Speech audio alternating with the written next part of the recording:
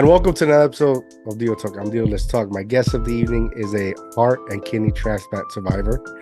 She's also a marketing executive. Ladies and gentlemen, welcome to Shana Pereira. Welcome to the show. How are you? Good. Thank you, Dio. Thank you so much for having me. Thank you. Thank you for joining me all the way from Australia. Are you in Australia right now? So I'm in San Diego, but I am Australian. Oh, nice. Well, either way, thank you for joining me. I've been going through your website and reading your story. You have such an inspiring story. Thank you. And I'm gonna give the floor to you because it's just like I don't know where to begin because it's so much compacted, so much scenarios, so much things you had to overcome. So I'll let you start and I'm just excited to hear it. Thank you. I appreciate that. Well, as you said, I am Australian and I moved to the US in 2003. And I moved over because I wanted an adventure. I wanted to, do something new and different and kind of get out of my hometown and Yes. go adventuring, right? Um, and after being here for a few years, at this point, it would have been 2015. So after being here for 12 years, I had flourished in my career in marketing and advertising. I've worked on some amazing accounts like Call of Duty and Wells Nice. Fargo and Nice. Warner Brothers and, those big names. I'd won a bunch of awards. Wow. And my work had been very much well respected in the industry. And I thought that was the pinnacle of success, right? I made it. Mhm. And so in 2015, I was feeling really, really tired and just burnt out. And I thought, I've just been working too much. Yeah. I just want to go home to be with my family, celebrate Christmas, and then I'll come back refreshed. So I Which is go a great idea. right on the Yeah. surface, we think, Yeah. of course, that makes sense. So I went home for Christmas 2015. And on Christmas Eve, I found out my kidneys were failing. Wow. And I thought, oh my God, like what happened? And I remember the doctor coming in that night and saying to me, what do you do for a living? I said, I'm in advertising and marketing. And he said, so has your back been sore? And I was like, yeah, I'm Mm. in advertising. Like I told you, of course my back is sore. And then he was like, well, what about tired? Have you been tired? And I was like, dude, I'm in advertising. Like, of course I'm tired. Can I be was a like, better what's question. wrong? Yeah. Yeah. Um, and turns out it wasn't normal. Mm. And that was the night that I found out my kidneys were failing. Wow.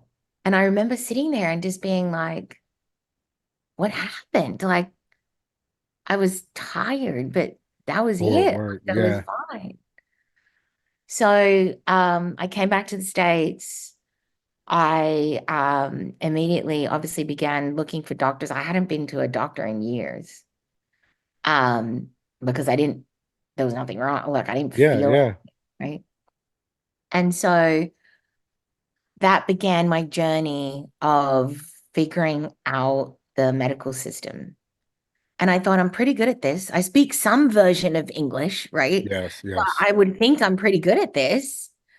But even then, it was extremely difficult to figure out what do I do, who do I go to? Where to start? Like, what do yeah. And then my whole life had blown up. So I was like, I came back and I went back to work, um, and had to start from scratch, like finding a primary care and finding a doctor. Thankfully, 2 years before that, I had taught a college class. Mm. And in that class, the curriculum that I created included six nonprofits as clients for the students. Wow. Lo and behold, one of the nonprofits was the National Kidney Foundation. So I was very lucky in being able to call the head of the National Kidney Foundation, who I'd met for other reasons, for work reasons, to say, now my kidneys have failed. Can you help me? And she kind of got me started on where to start with doctors. But even then, it was a complete process. No, I can imagine it's and you're doing this all alone, no support. Yeah, because I had immigrated to the US, my family is all in Australia. And so I had a few friends here, but the way that I was built back then, I was very independent. I was very Yeah. much about, go get it done. My nickname was Olivia Pope, from the Yeah, Scandal TV yeah, show yeah. where everything was handled, So Hmm. that was my nickname. I was really good when a client was upset or, when we had some big issue that needed to be taken care of. That's where I Yeah. would step in and exude my leadership, and I was known for that. So I applied the same things that I'd learned at work, the same executive training that I had Yeah. to really build a team of specialists around me. Not that special, not just specialists that knew what they were talking about as a doctor, right? In the medical Yeah. industry. Of course, you need that. But also doctors that were just great people, very humble, very value system, very related to people, very much, became doctors because they had a calling Hmm. for it. So we were aligned in our value system. And that's where I began to be able to start to unpack what I had to do because I had to go on dialysis. Mm. Um, And I that's didn't that and that's brutal in itself. Yeah, I didn't even know, like, can I still go to work? I have to work. I'm here by myself. Like, what am Yeah. I supposed to do as an immigrant to the country? I was like, I've got to, I have to figure it out. Hmm. So, they we figured out the best way to integrate dialysis with my job. At the time, I was running a team that had around 150 to 200 people on any Yikes. given day. So I had to really learn some new things in the middle of a crisis while maintaining as much sort of normalcy and foundation as possible. But thankfully, I'm surrounded by really amazing people that were willing to help. In 2018, we found a donor. So it was like a light at the end of the tunnel was starting to like move towards like progress. She's amazing. She's a great individual. She is a public school teacher in Virginia Wow. at the time, but now she's on the East Coast. She's just a wonderful lady. And we began the journey together of getting her cleared and me cleared for a kidney transplant. Fast forward to 2020, she was almost cleared, and then COVID hit. So then Wow. everything was delayed again. And then she finally got approved, which was like August 2020. Wow. Yeah. So we were Wow. super excited. We were celebrating. All I needed to do was a CT scan and a stress test to make sure that my heart was good for us to do the surgery. Yeah. Both of those are normal, like standard procedure.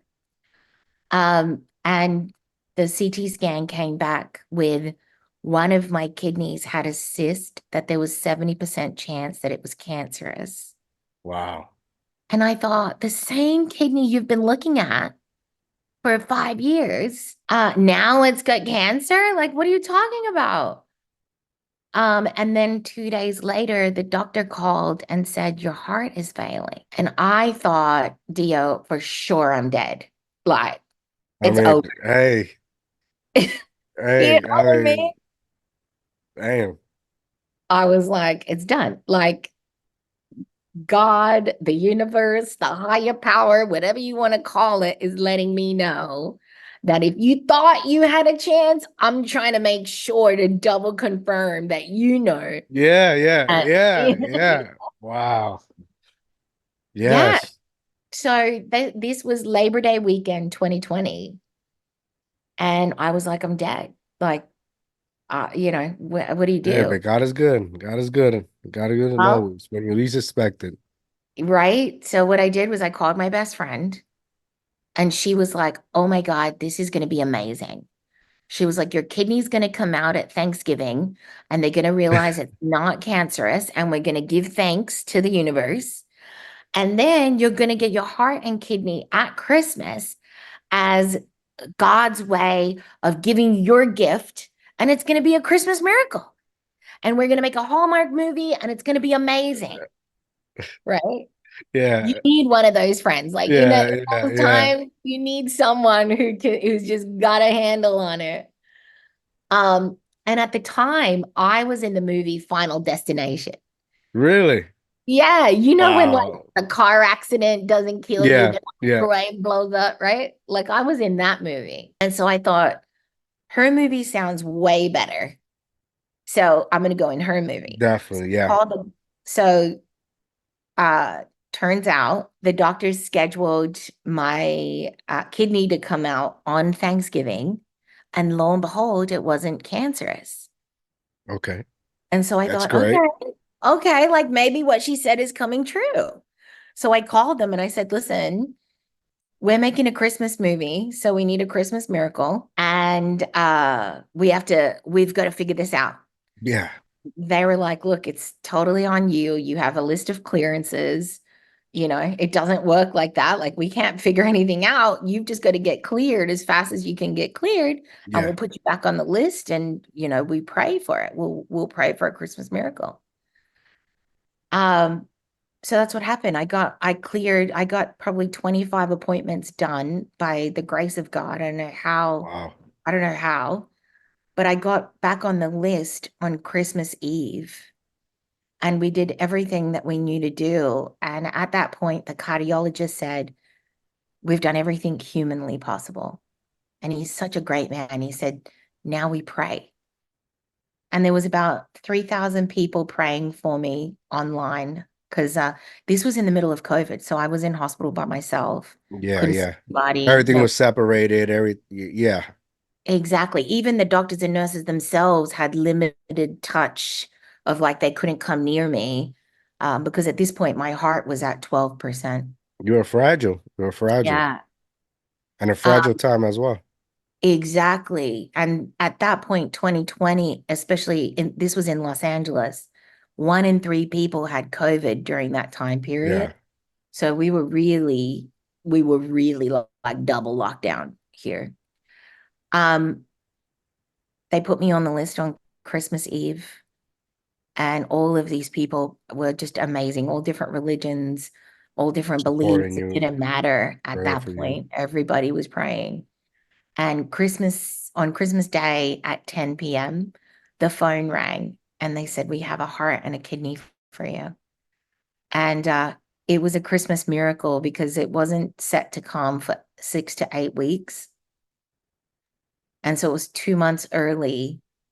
And the next day, while we were all celebrating, the doctors came in 3 hours before surgery. They were like, oh my Nice. God, the Christmas miracle is exciting. And as they did that, I flatlined. Oh And that's no. became a real miracle Wow. that I wasn't going to live past December 26th. So if it was like my life flashed back in reverse of like if we hadn't have done all the things we did up until that point, even if like one clearance was going to take a couple days longer or something like that, Correct. Yeah. I wouldn't have survived. Um, So you went from kidney to heart to COVID to flatlining. Oh man, yes, you're so courageous. You have so much fight in you. thank you. Thank you. I appreciate that. I think in those moments, we don't have a choice. You know what I mean? It's like Yeah, yeah. you're either going to die that day or you're going to take the next step the next day. Like that's the only way that I had it. I had it like while I'm still breathing, there's something to do about my circumstances. And I kept thinking about there has to be a reason this is all happening. And I don't need to understand it right now. I don't need to understand it in the moment. I'll figure it out later.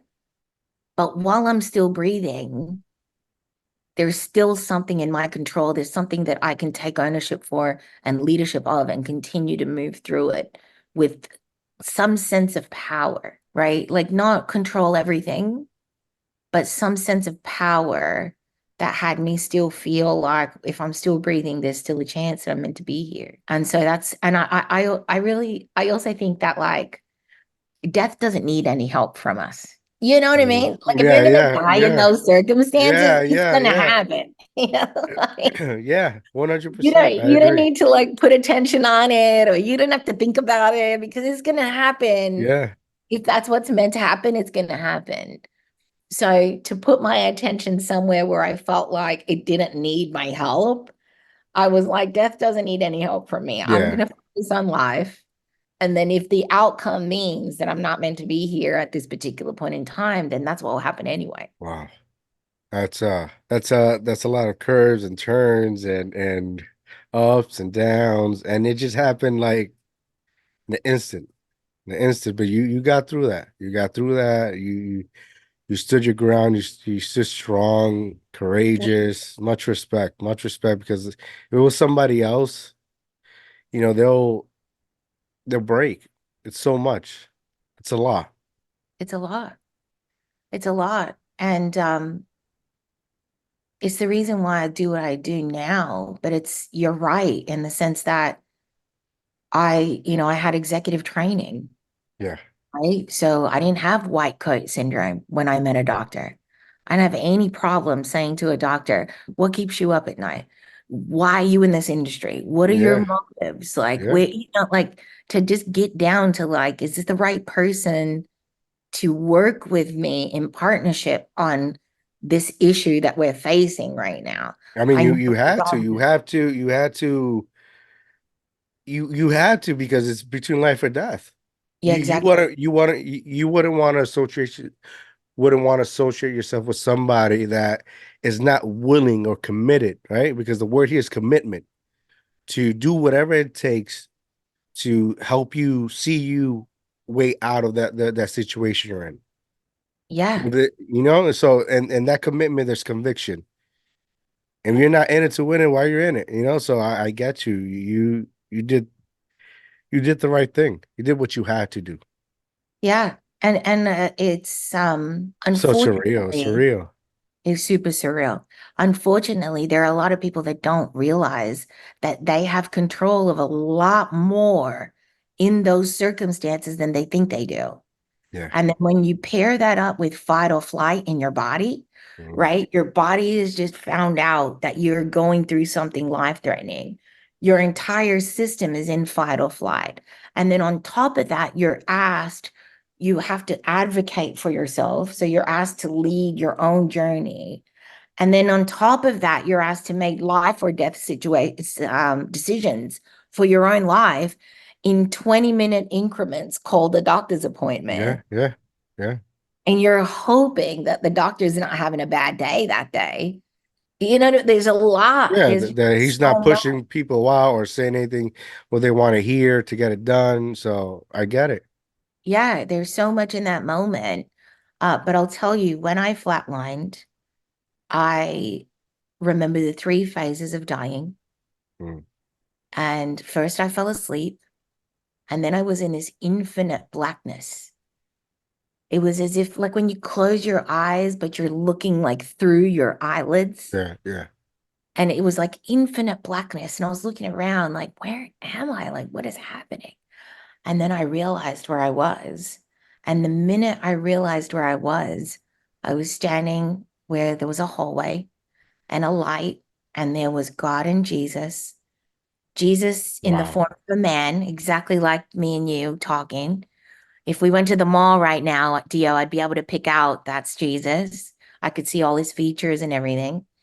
And God was like this dark shadow of what looked like an ancient man. I couldn't see any features. It was just like an outline. Yeah.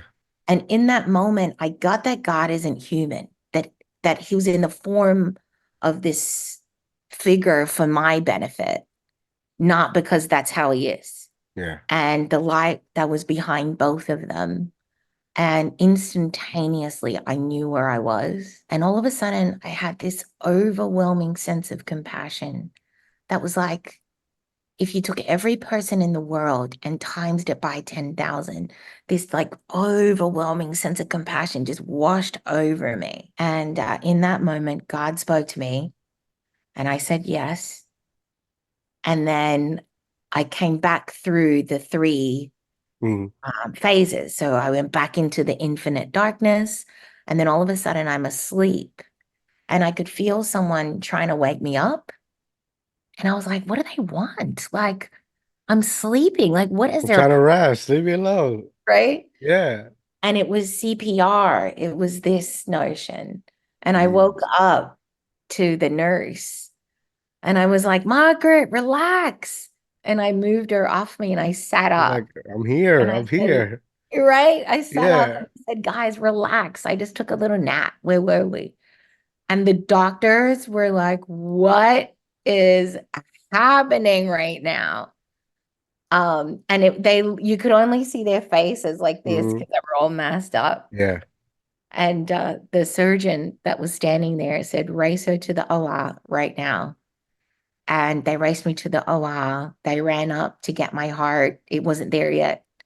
So they kept my heart beating manually for 3 to 4 hours while my other heart had arrived. They ran up to get it from the roof, Yeah. raced back down, hoped just Hail Mary that it was all going to work.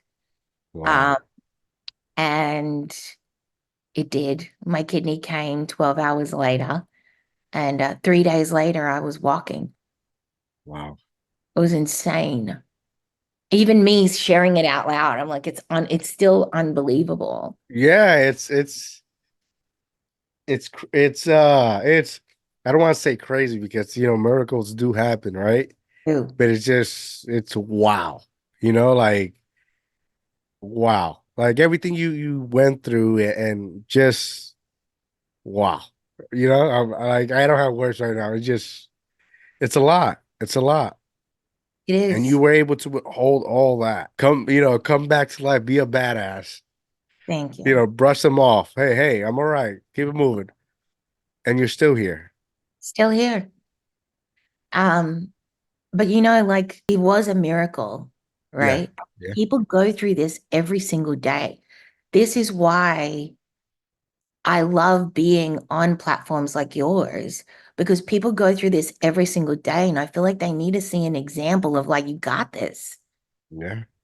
You know what I mean? Like, don't think just because one person said the average is this or that. No, we don't do averages. You Yeah. take in the information that is enough for you to make the next decision for yourself that feels good for you, like and hold on to that until you're really dead. There's still something there that you can do about your circumstances. It doesn't have to Yeah. be medical. It could be anything, right? Like it could Yeah. be Yeah.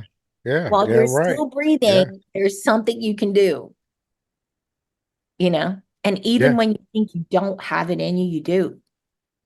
Where as human beings, we are capable of so much more than we think we are. Literally, than we actually think in our head that we're capable of. That moment where you're like, I can't do it, you can. It just, and for me, it happened to be life-saving.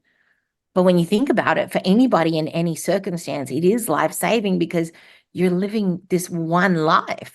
You know what Yeah. I mean? Yeah. Yeah. So what now? Like how are you now health wise? Like after, you know, surgery, recuperation, getting back to normal, like how are you now?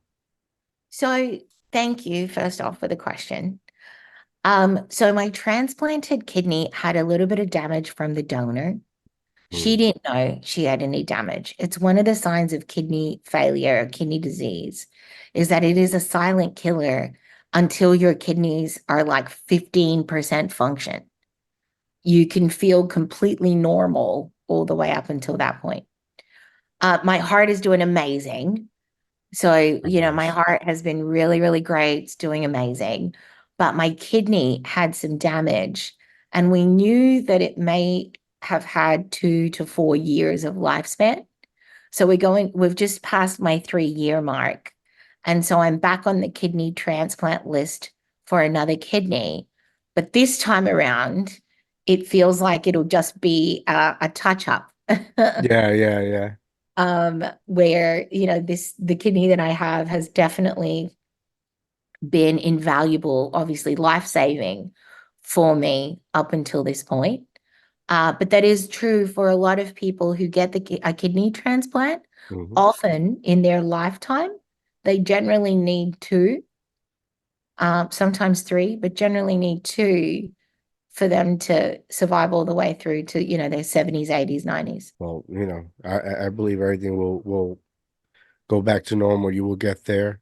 You will get your transplant and be stronger than ever. Yeah, thank you. I agree. I really appreciate that. And in the meantime, what I do now is I support people that go to the doctor, they get life-altering medical news. They come out of the doctor, they're sitting in their car, bawling, thinking, what the heck just happened? I was fine an hour ago. Now I'm expected to go back and just pick up my kids from school or like go, back to work or Yeah, go wherever I about your was day going. like nothing happened. Like nothing happened and my whole life is blown up. And I really help them on choosing a doctor, on setting up their environment, on even simple things like sometimes we find it hard to ask for what we need, whereas deep down, we know what we need, but we just don't know how to put words to articulating it out loud.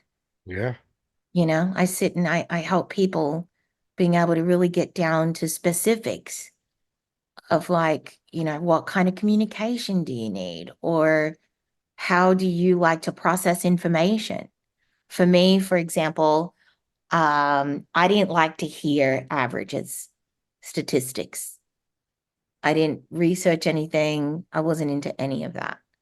I was more so focused on finding the experts and making sure that I was with the right expert in that yeah. You're field. focused on finding a solution, which is more important than hearing statistic and all this analysis crap. Like, no, no, I want the solution.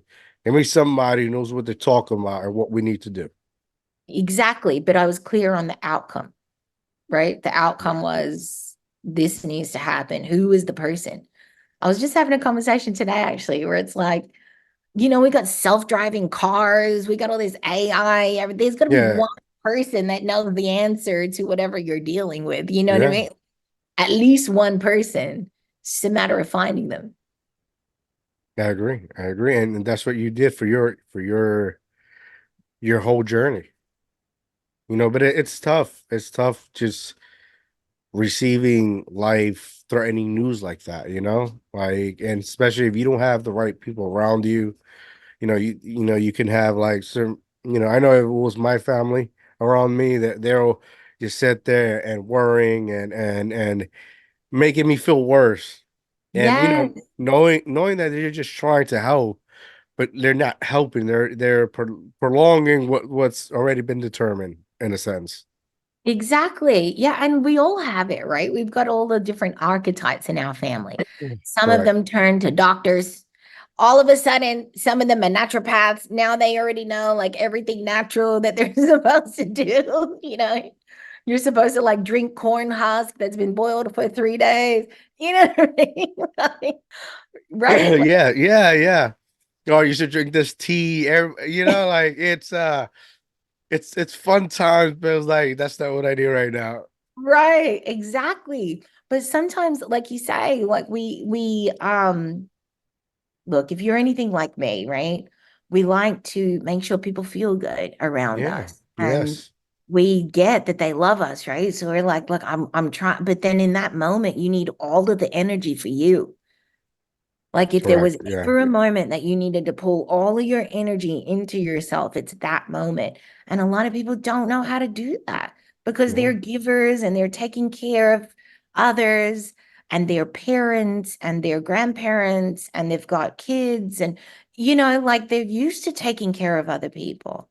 So it's really difficult in those moments to be able to say something like, I don't need reflection and diagnosis. I need love. Like, I need you to actually express your love for me in this particular way. Mhm. I had like 14 blankets in here because people didn't know what to do. So they would send blankets and Jeez. flowers, right? Jeez. Yeah. It was funny. I was, weird timing. I happened to Damn, be blankets. They're gonna refining. say like some food or, You're you right. know, you're like, wow. It's hard. But I was refinancing my car at the time. Mhm. And a couple of days after surgery, Capital One called, right? And they said, "Oh, you're finishing your refinancing loan." And I thought, "Oh, that's right. I'm going to do it." Because again, real life was like right there. Yeah, real life keeps moving no matter what. Those Exactly. those bills keep piling up. It's it's real. It is. And even they sent me a blanket. When I got home, there was a blanket here from them, Give which me some was so new, send me some new helpful. tires or something, you know? But Damn. it was like super thoughtful where it was like, like even the guy at the bank like felt the need to like, Yeah, yeah. contribute, which is so great, right? Like everybody wants to help and everybody wants to contribute. Um, but there it is an art form in helping your loved ones in that moment know what to Mhm. do, Yeah. like setting them up as well as yourself when going through something like that. And unfortunately, That's so tough many because people like going through even it's tough because even if you're not going through that, they still don't know what to do, you know? So like being in that predicament makes it even, a lot worse, you know? But I don't know. It's it's heightened. yeah, yeah. It's true. So that's what I do now. I Give back. support people. I support people in moving through that because that moment is an equalizer. Hmm. When you're in that moment, it didn't matter who you were up until that 5 minutes before that. Yeah. You could be anybody. You could be anyone. It didn't matter. It doesn't matter. What does make a difference though is access to the right doctors. Yeah. That is a game changer. And so that's what I Yeah. help people do. I help them connect, to the right doctors. I help them clarify how they what's their own criteria for what is considered the right doctor for Yeah. themselves. You And just advocate clear for on that. them. Yeah, I help them also advocate for themselves. I Yeah. I help do. them. Me and my wife Um, do the same thing. We advocate for, we have an autistic son, and know exactly what it's like. the journey to receive assistance has it's so bad that I don't talk about it in the podcast no more because every time I express my frustration, I get suspended. But it's that's how bad it is. So I get, I totally get what you're doing, and I'm happy because we need people like you that sometimes when you go through those things, you get those being told you're about to die, we don't know what to do. We don't know the answers, and we just like ball up into this ball, and we sit alone among themselves, just our mind racing with so many thoughts, but not saying anything. Yeah. And most often we need individuals like yourself that come is like, this is what you need. This is where you got to go. This is who you need to talk to. This is how you need to build this. And it's so I can't stress it enough. It's so important what you're doing. So thank you, Thank you. I honestly. appreciate that. I appreciate that. And yeah, I can't imagine your journey, other than to say that it is an equalizer, right? Like Hmm. nothing else matters. Yeah, Everything you've done up until that point is like whatever. yeah, Nothing yeah. else matters when you're in it. And my mission is that even if I could make it 10% less stressful, just a little bit, take the edge off just a little bit, give a person a little bit of reprieve, a little bit of clarity, even if it's like an hour a day where they feel like, okay, like everything's going to work out, that to me is successful now. And that's Yeah. really, it has changed for me. My definition of success is completely altered. Um, because if I can contribute that to someone else, then whatever I've gone through, it makes it worth it. And having the organs a of a donor, she was 29 years old. Wow. Um, it goes to show that being an organ donor saves real lives. Yeah. I'm a walking example of we tick that box at the DMV, sometimes without a second thought. And here I am sitting here.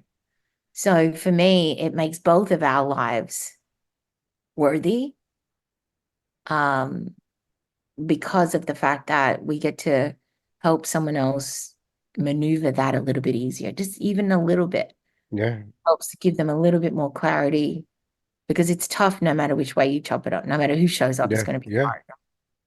But that I get the privilege of being able to help someone else, just maneuvering it a little bit easier, it makes it worthwhile. I think that's what I love. I love the most about your story is that you've been given these opportunities and you're actually doing something about it. You're not, you're not just, like some other individuals that receive these opportunities and just continue to go about life almost careless, not not not grasping the new life they've been given. And I think that's what I admire the most about you is that you're doing that. You're telling your story, you're telling them what you went through, but you're helping as you help yourself. So you have so much selfless in you that you have so much love to give. Thank you. Thank you. I appreciate that. And I appreciate that you in the sense of having me on here. Yeah. Thank you. Um, because as you know, a lot of the times, um, being a woman of color myself, a lot of our minority communities struggle the Hmm. hardest, especially when Hmm. English is your second language. Yep. A lot of our minorities struggle the hardest to be able to maneuver the medical industry. Yes. Um, and so, yeah, I mean, between the two of us, I think it takes partnerships like us two deciding to do exactly Yes. this in Yes. this moment in Yes. time to help more people than just even the ones that are in our own individual circles. So I Hmm. appreciate you having me on here, to do You're welcome. this. And yeah, if there is anything that I hope that I'm leaving people with is I am a walking example that you are capable of more than you think you can do. Like you can, Yes. while you're still breathing, there's still something you can do about your circumstances. May not be apparent right in that moment. You may not be able to see it literally in that second, but it'll reveal itself to you and it'll become apparent. It'll become apparent what there is to do, but Yeah. there's something you can do about it if you're still breathing. Yeah. I mean, it takes stories like yours to that people to hear or view to see moments. Like there's certain things like say example of my marriage that my wife would tell me 20 minutes times, right? Or something else and I wouldn't get. But it would take a moment like having a conversation with you or somebody else or seeing something valuable regarding content that it will spark. It lights up, be able to see that chance. So it's a constantly evolving and improving and inspiring. Awesome. Yeah, it's true. It's true. And there's many that inspired me, Yeah. on my journey. I would watch a lot of Kobe videos and I Totally. took on, right? I took on the mentality of an athlete of like, there was times that he was in pain, but he still had to show up. There was times that he was hurting, but his mental state was like, no, I've got a mission. And my mission at the time was living. And I was like, no, I got to show up. And I Yeah. worked the entire time too, by the way. Mm. So it was like, there were people that counted on me, like their jobs counted on me doing a good job.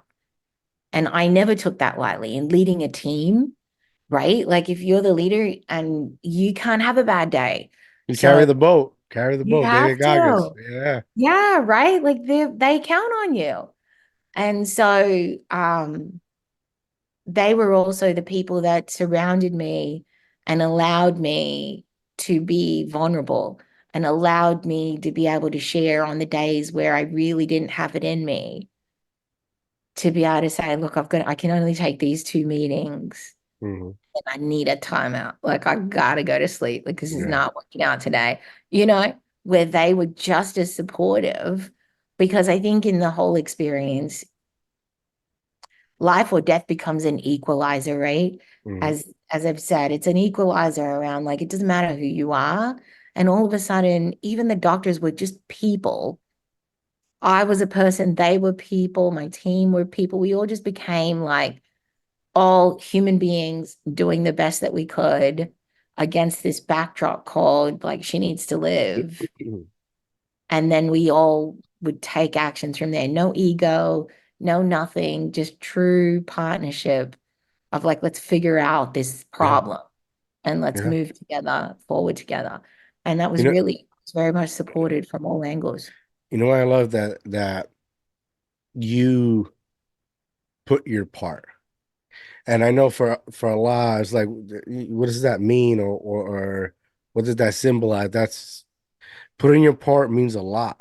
Like I have a friend who recently turned to God, right? And he Mm, converted. And I had a conversation with him and where I was like, it's funny that when you ask God for something, he always delivers. yeah, The thing is what the expectation of what he delivers. And people don't understand that conversation. And if they did, they will understand that you're not always going to get what you want. Everything's going to be presented to a certain extent, but you got to do the rest.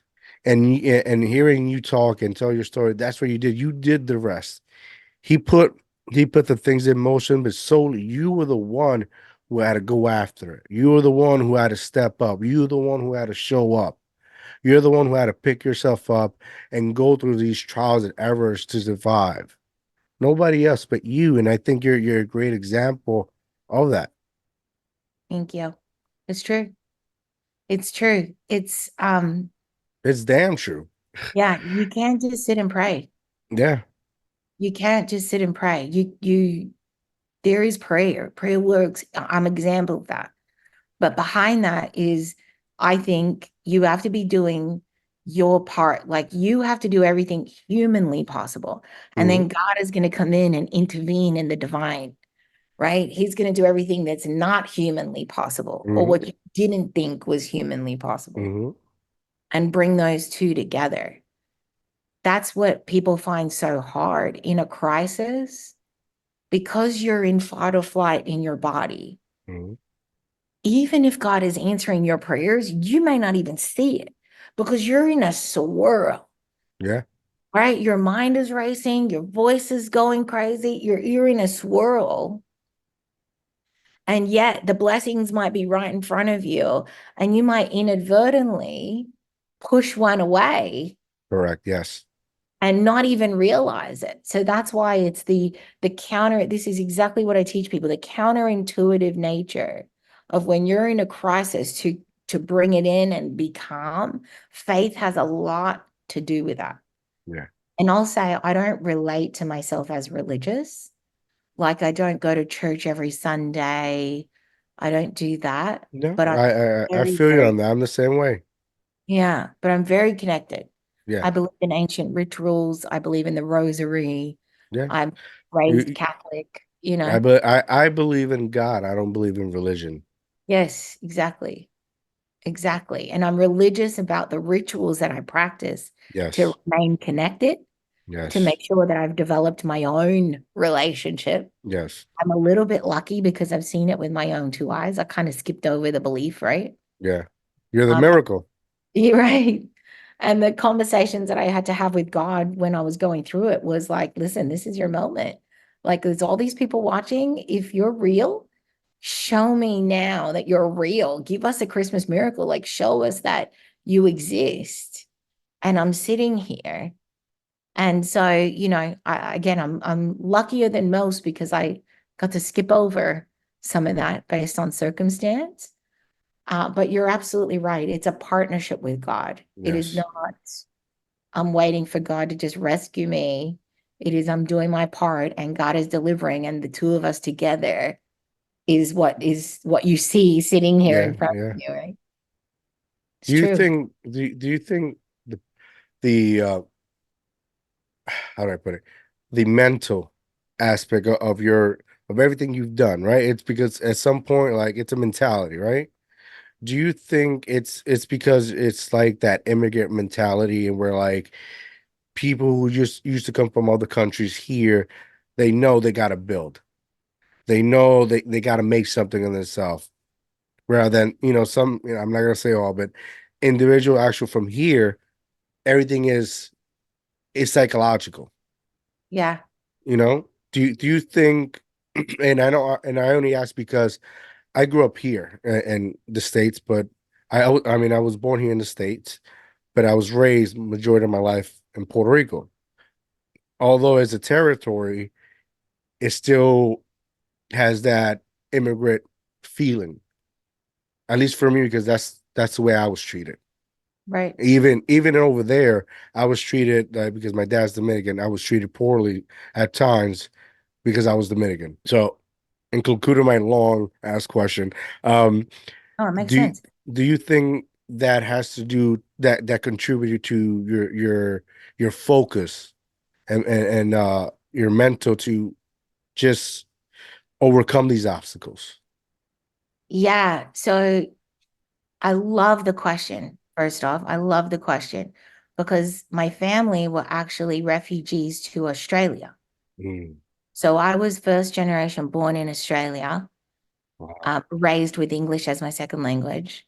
And my family had to escape their country of East Timor because of Mm, a war. wow. So they were forced out of their country um, where they lived a pretty fruitful life and then had to come to Australia and start from scratch. And then I was born 5 years later as the first granddaughter, first daughter, and first niece.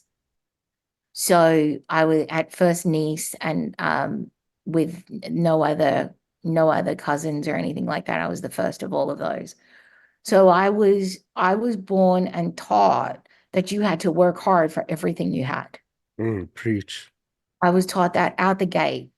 And I was raised, my parents are awesome. I was raised very close to them, but I was the person that I would go to, my go-to person was my grandfather. And so he would say to me, "You're amazing just because you were born."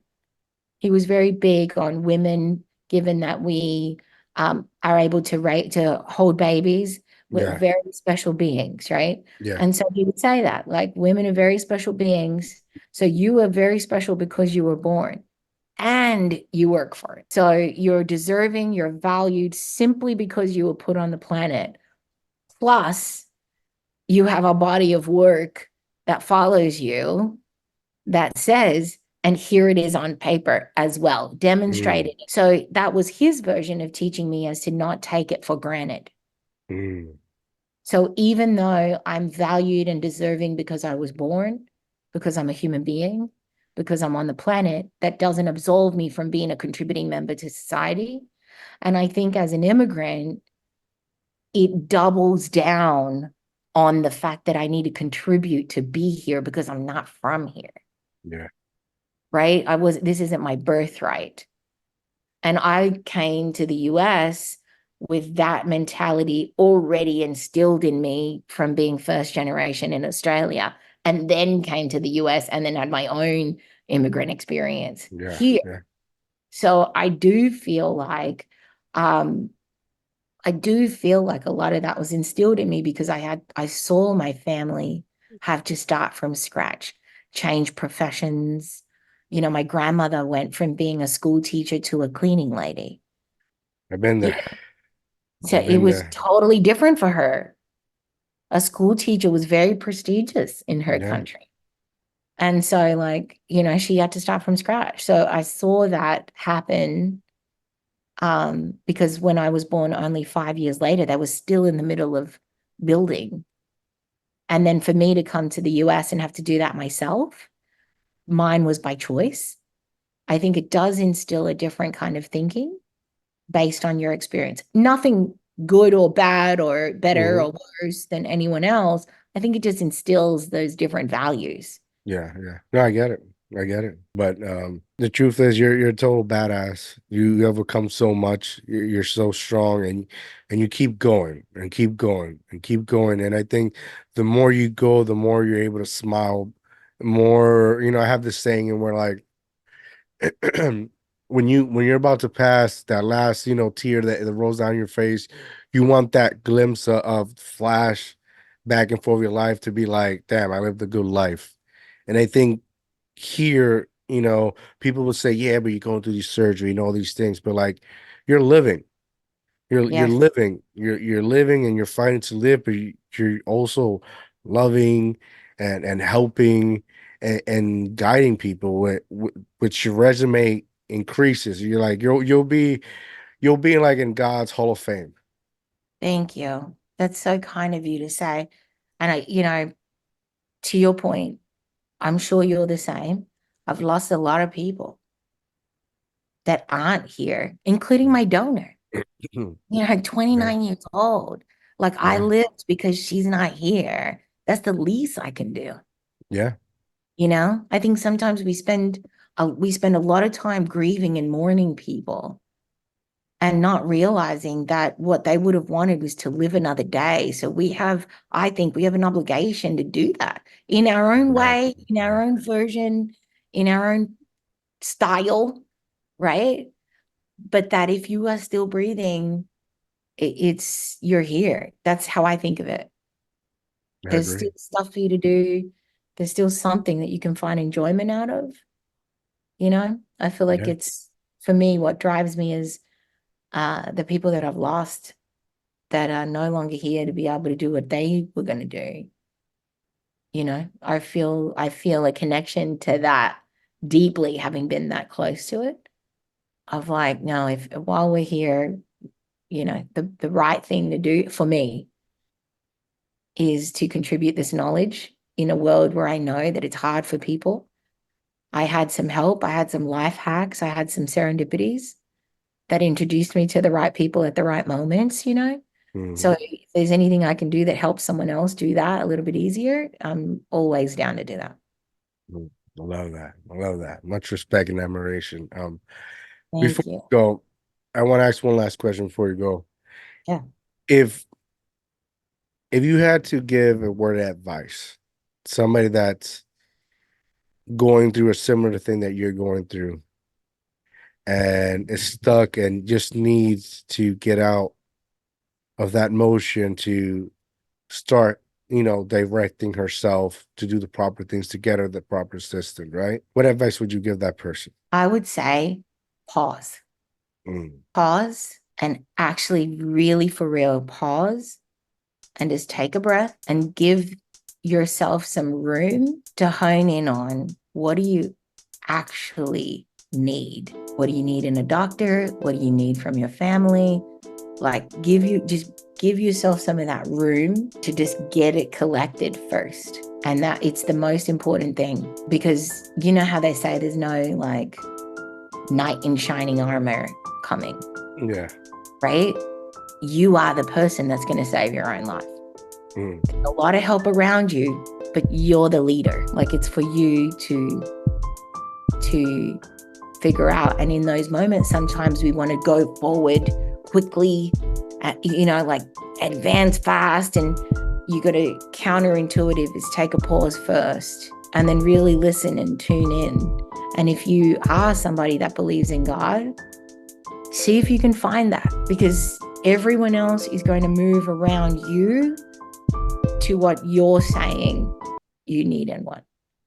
So it's really important to Well, give yourself the space. I'm into that. I mean, boom, there you have it, ladies and gentlemen. Inspiring stuff, inspiring stuff. Thank you for joining me once again. It's been an honor speaking to you. Thank you for sharing your story. Thank you. I know it sometimes just reliving those things can be tough, but thank you. You have so much love, courage, and passion within you. Don't stop, don't change, and keep pushing forward. Thank you. Absolutely welcome. Before we go, please tell other people where they can find you at.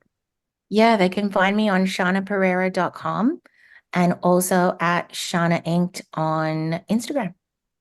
Boom. There you have it, ladies and gentlemen. Go like and subscribe my YouTube channel, Deal Talk TV, and I'm out, guys. Have a good night.